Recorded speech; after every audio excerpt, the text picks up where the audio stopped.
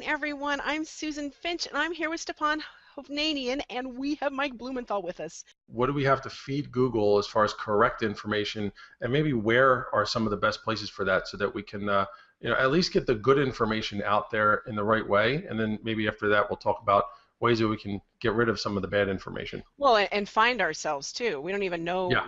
Some folks don't even realize they have a places page, that they have a business page, and that they have a YouTube channel. They don't even know that's been created for them with the help of Google wanting to be helpful.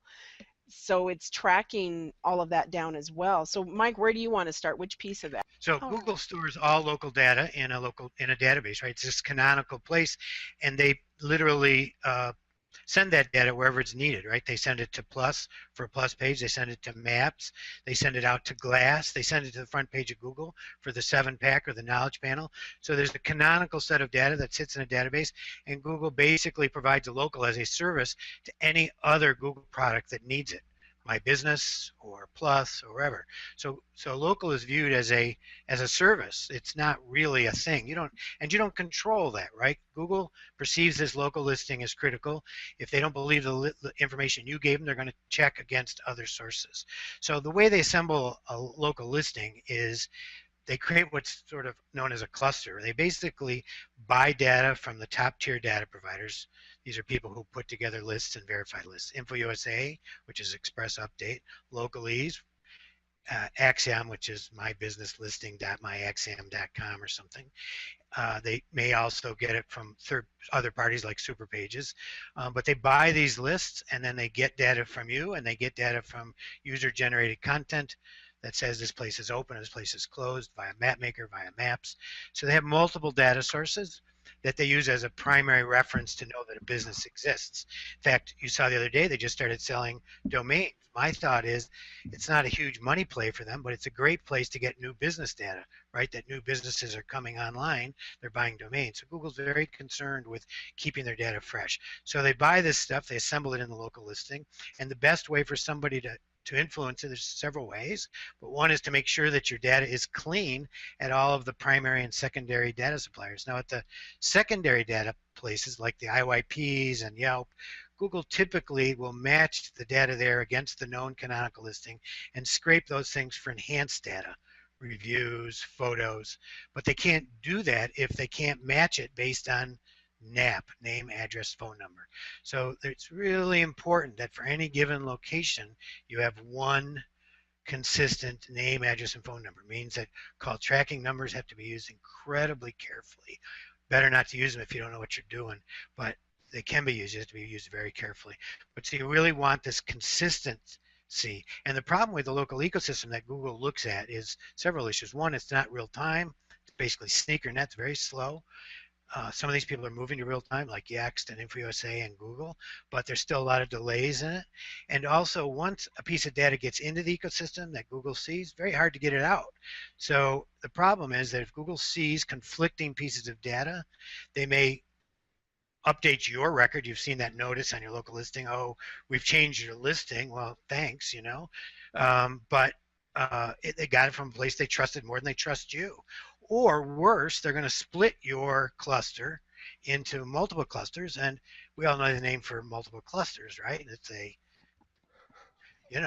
Can't say it on YouTube. I can't say it on YouTube. That's right. The whole thing would be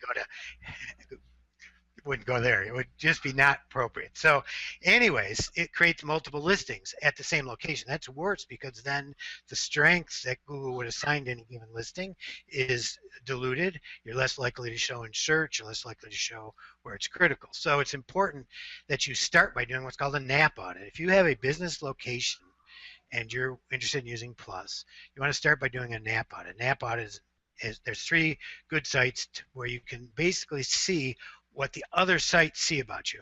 moz.com/local, Yext, and a new site called naptunelistings.com. Now, caution that Yext may try to sell you something.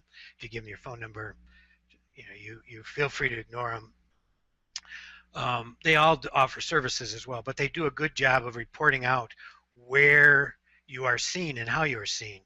And so it's important if you find discrepancies, before you get started on this journey of search success and plus success, you got to get those the bad naps cleaned up or deleted.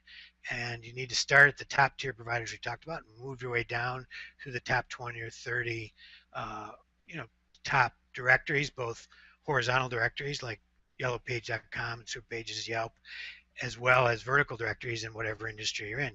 You got to make sure it's accurate there, because if that's inaccurate, Google's not going to be able to cope with it. So that's step one in this whole process, is making sure that the ecosystem sees you. David Mim did a great sort of diagram of this, local ecosystem. If you look it up, it just sort of shows you how this data flows. But we are so do a glad Google that search, for Christ's sake. Do a Google search. That's how you find it, right? Isn't that how everybody gets found these days? That's right. So true. So true. You know, I hang out in the Google, I hang out at local U forums. My email is mike@blumenthals.com, localu.org, blumenthals.com/blog. I'm pretty accessible. I try to make myself accessible. I prefer this. Yeah, just Google you, and Right. we'll have lots of choices wherever we feel like connecting with you. Stepan, how can everybody find you? Yeah, you could do that too. Although you may find my great grandfather, but or references to him. I'm still working on capturing page one for my name, but yeah, I'm here mostly on Google Plus or Twitter at Stepan Hove. Stepan Hove is sort of where I exist socially. That's what the name, the handle I've been trying to claim. But also, real quick though, I want to give a plug, a shameless plug for a service Mike put together called so get5stars.com. You know, go check it out, because it's a really unique way to do some best practice for reviews, to get reviews for your business, and it's a really cool product, and that's something Mike's been working on and very excited about. So I just figured, hey, go check it out, and if it's right for you, you know, work on that, because like we were talking about today, reviews are either positive or negative. They're important, and they help people make business decisions, and that's what we are all about here, doing business. So that's that. Well, I want to thank everybody who came today. What a wonderful group. And I have to give a special shout out to Linda Bouquet, because thank you for all your contributions to the comment stream. You know, there have been a lot of great ones, but she has chimed in and just jumped in and filled in our blanks for us today. So thank you, Linda. I'm Susan Finch. You can find me at SusanFinch.com, plus Susan Finch. Same thing, Google me. So we look forward to seeing you at our next If I Had a Nickel, and we will keep you posted as to what's coming up with that episode soon. Check out our past episode. It's in the details. Thank you again. We are so glad you joined us.